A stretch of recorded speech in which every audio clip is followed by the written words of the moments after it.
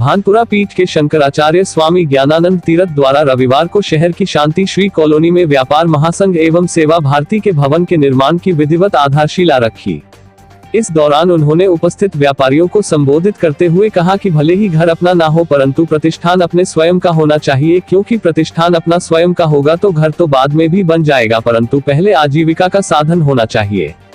व्यापार महासंघ का यह बनने वाला भवन भवानी मंडी के व्यापारियों ही नहीं वरन पूरे विश्व के व्यापारियों का आश्रय होगा, इसलिए इसकी नींव इस प्रकार ही रखी जाए कि भविष्य में यह बहुमंजिला हो सके, क्योंकि व्यापारी कितनी ही धर्मशाला, होटल या गेस्ट हाउस हो, वह एक व्यापारी के यहाँ ही रुकना पसंद करता है ताकि उसे व्यापार की और नई विद्या व गतिविधि की जानकारी मिल सके। शंकराचार्य ने कहा कि एक दरिद्र को भी प्रणाम करना चाहिए, जवानी में तप विद्वान होकर अनर्गल बात नहीं करना ही मौन है। वहीं आयोजन को व्यापार महासंघ के संरक्षक एवं भामाशाह डा J.K. अरोड़ा ने कहा कि भूखंड का मिलना और इसका निर्माण चालू होना यह सब आपकी संगठन की शक्ति का पर्यायवाची है। अपनी शक्ति को बनाए रखे और उत्साहित करे ताकि वह भविष्य में और अच्छे कार्य कर सके। इस दौरान व्यापार महासंघ के लिए आर्थिक सहयोग देने वाले डा J.K. अरोड़ा, फकरुद्दीन ठेकेदार, नरेश माधवानी, कमल सुरेका, गिरीश सोमानी, हीरालाल बिजावत आदि का स्वामी जी के द्वारा केसरिया दुपट्टे से बहुमान करवाया गया।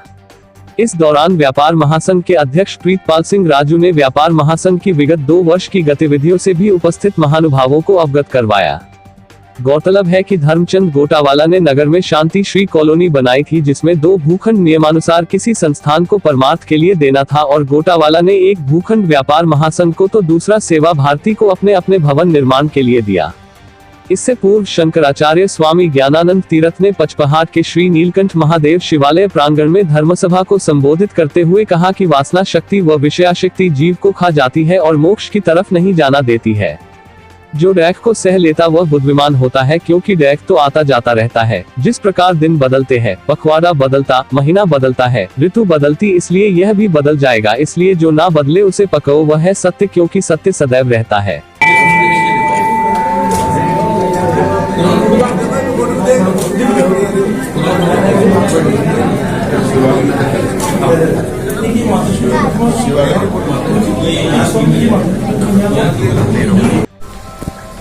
विश्व में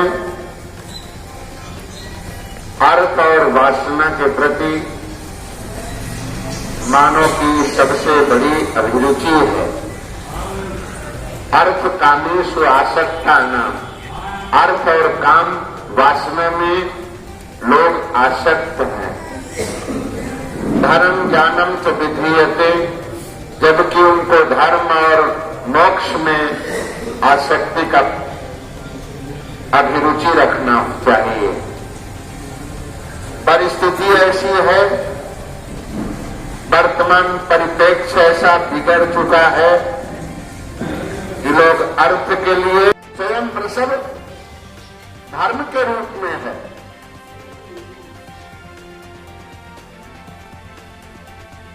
अर्थ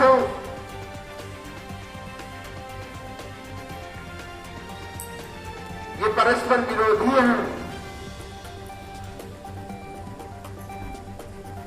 अर्थ का गरुण वर्ग होता है और धर्म का सर्प वर्ग होता है। जैसे मोर, आप लोग समझ सके तो मैं ऐसे अपनी उंगलियों से कह दूं, धर्म, अर्थ, काम और मोक्ष। कर इसको पलट करके बोलूं और गिनती आरंभ करूं कनिष्ठिका से, धर्म, अर्थ, काम और मोक्ष, तो इनकी घटती बढ़ती आपको ज्ञात होती होगी। पर एक बात रखना, धर्म और मोक्ष तो बहुत पौने हो गए हैं। चाल नीचे की ओर होती है, पानी हमेशा नीचे ढुलकता है, लेकिन पानी को ऊर्ध्वगामी बनाने के लिए, पानी को, जल को ऊंचाई की ओर पहुंचाने के लिए बिजली, विद्युत, मोटर, मशीन और टंकी की जरूरत होती है। उसी प्रकार से अपने को ऊर्ध्वगामी बनाने के लिए मंत्र, मूर्ति और माला की जरूरत होती है। पानी को ऊपर पहुंचाने के लिए बिजली, विद्युत, मोटर और टंकी का आश्रय जैसे होता है, उसी प्रकार से मन को ऊर्ध्वगामी बनाने के लिए मंत्र, मूर्ति और माला की सहायता से आप उत्कृष्टता को, शिखर को प्राप्त कर सकते हैं। वासना, विषयाशक्ति, मनुष्य की अभिरुचि पूरे विश्व में, यद्यपि उनके दो किनारे हैं, धर्म और मोक्ष रूपी किनारों के मध्य में जो प्रवाह है वो अर्थ और काम का है, लेकिन अर्थ और काम के प्रवाह में बहुत मत बहो। जल की चाल हमेशा ढाल की ओर होती है, पानी हमेशा नीचे की ओर बहता है। पानी की चाल नीचे की ओर होती है और आग की चाल ऊपर की ओर होती है। जरा विचार रखने की जरूरत, करने के लिए विवेक की जरूरत है। संयम और विवेक वासना को शांत रख लेते हैं।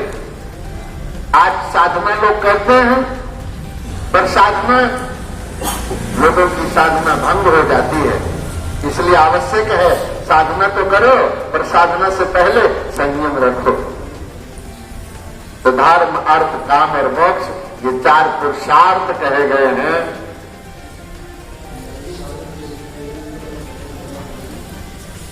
धर्म का वृषभ वाहन होता है,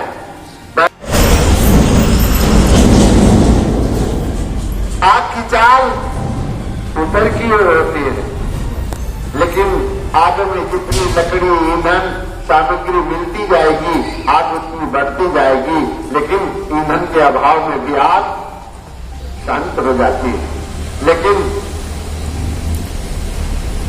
पानी कितना भी गर्म हो, पानी हो ताज तबहु बुझावट आग। गर्म पानी भले क्यों न हो, लेकिन आग को बुझाने में तो गर्म पानी भी, अब जरा विचार करना हो, जहां आग लग गई हो पर पानी भी नहीं हो, न गर्म पानी हो न ठंडा पानी हो, तो वहां के लिए साधन तो सबसे सरल, सुगम धूल होती है, मिट्टी होती है। जितनी अच्छे तरीके से मिट्टी, रेत से आग को शांत किया जा सकता है, उतना पानी से नहीं। ऐसे ही जरूरत है। ये चार पुरुषार्थ कहे गए हैं, धर्म, अर्थ, काम और मोक्ष। मैं यूं ही कहूं तो आपको बहुत कठिन लगेगा, समझने में भी बहुत कठिनाई होगी।